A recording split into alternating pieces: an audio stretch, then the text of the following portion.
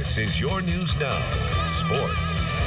The Minster Wildcats have been on a tear throughout the postseason. The Orange and Black headed into yesterday's regional semifinal with a +31 run differential in their first 3 playoff contests. What did they follow that up with? Just a dominating 13-2 victory over Mechanicsburg to move to today's regional final. Spring practice is officially over for the Ohio State Buckeyes. This Team Gray beat Team Scarlet 35-17 in the spring game today, but all eyes were fixated on the quarterback position as Justin Fields and Matthew Baldwin continued their battle this afternoon. Despite the lack of experience, the Bulldogs have started 6-4, but most importantly, 2-0 in WBL play, and they believe that they can contend this year. Coach Thompson will start with you. 8-1 on the road, 2-6 at home. Typically, those records would be reversed. What is it about this team that makes them so effective away from the fieldhouse? Game 2 of a 3-game set between the Reds and Cubs this afternoon. Cincinnati has beaten Chicago 3 times in the past 10 days, and they're looking to make it 4 this afternoon. We kick off our Division 4 sectional final slate with our first high-profile rematch of the evening as NWCC rivals Perry and USV tip off with Bath with the sectional crown on the line. Macomb head softball coach Troy Steinbrook has coached his daughter Shelby since she was 8 years old. Fast forward to 2019, Shelby's a 3-year varsity letter winner on the softball diamond, and she's graduated as the valedictorian of her class. That is why I recognize Shelby as our final McDonald Scholar Athlete of the Week. What a week it's been in Convoy. As on Wednesday, Crestview announced the hiring of Doug Etzler as the new boys basketball coach, and tonight another Etzler is making headlines as Kalen Etzler has announced via his Twitter account that he has committed to the Ohio State University. Many were counting out the Columbus Blue Jackets prior to their first-round series with the Tampa Bay Lightning, as the Lightning won the President's Trophy this season and were the odds-on favorites to hoist the Stanley Cup. However, the Blue Jackets have played like they have nothing to lose, and that's why they bring a 2-0 series lead back home for Game 3. It's been a roller coaster ride of a year for the Russia baseball team. After starting the season 0-7, head coach Kevin Flippo gave his guys a choice: throw in the towel or fight and claw to keep this season alive. The Raiders chose the latter and now find themselves heading into regional play this week. That's after a win that will be talked about for years to come.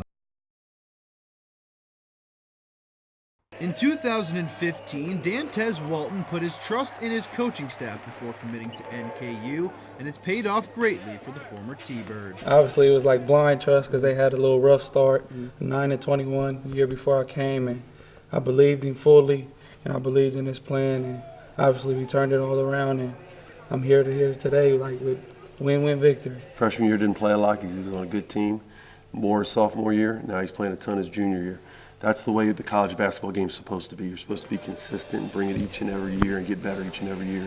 He's certainly done that, and he's earned the minutes he's gotten and part of a really successful team. Not only a successful team, but a program that's on the rise, as the Norse followed up an NCAA tournament berth with an NIT appearance last year, and now they seek a second Horizon League tournament title in the past 3 seasons. It says a lot. Obviously, we trusted in each other enough, like to get to the point where we was at, and we just got unbelievable faith in each other and in and out every day in practice and grinding each day. And we went to the tournament, went to NIT tournament, and hopefully we got big goals this year.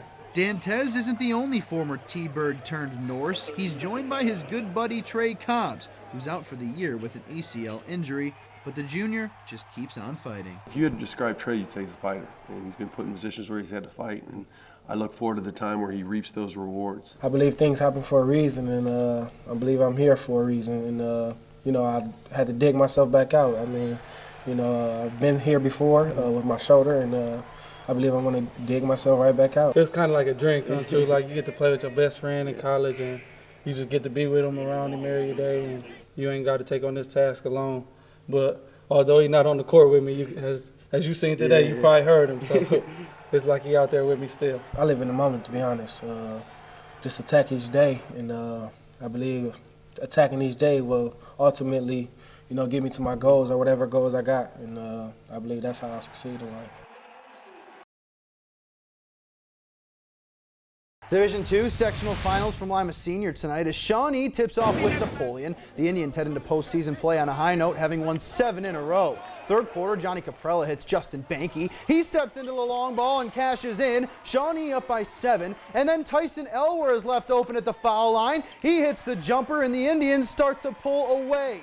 John Barker slashing through the lane, laying it up and in for the deuce and one. And then it's Barker once more. This time the more conventional three-point play as he nails it from way downtown. Shawnee wins 61-38. To the United Center we go. The Wolverines will need to get past in-state rival Michigan State to complete the three-peat. Spartans have won both matchups between these two teams this season. First half, how about Versailles grad Kyle Arns? He cans the three for Sparty to put State up 5.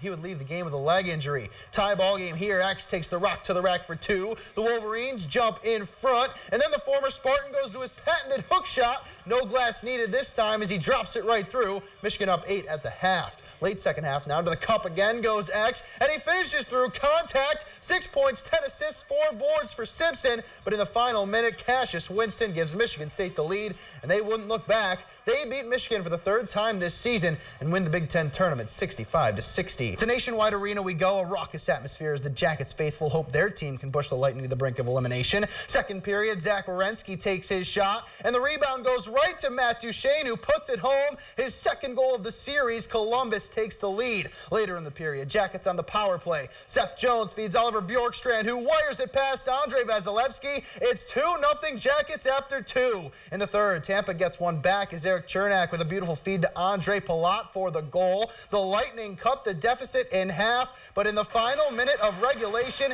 Cam Atkinson hits the empty net. Columbus wins Game 3, 3-1, and they can close out the series in Game 4 on Tuesday. Moving to the big leagues, the rubber match of a 3-game series between the Reds and Nationals. Top 1 on 2 out for Anthony Rendon, and he delivers. A base hit through the left side off of Sonny Gray. Trey Turner scores on the RBI single. It's 1-zip Washington. Same score in the 4th. Same situation for Gray, and this time it's Kurt Suzuki doing the damage. Driving one into the gap in left center. Juan Soto trots home on the RBI double as the Nats double their lead. Bottom of the frame, the Reds trying to get something going off of Max Scherzer, and Derek Dietrich does just that. Lining one into the corner in right. Joey Votto is in to pull the Reds within 1, but that's as close as they would get. Top 8, bases juiced 2 away, and Brian Dozier takes the 0-2 pitch into right for a base hit. Rendon and Soto score to make it 4-1 Nats, and that is your final. Washington takes the series with a 4-1 win.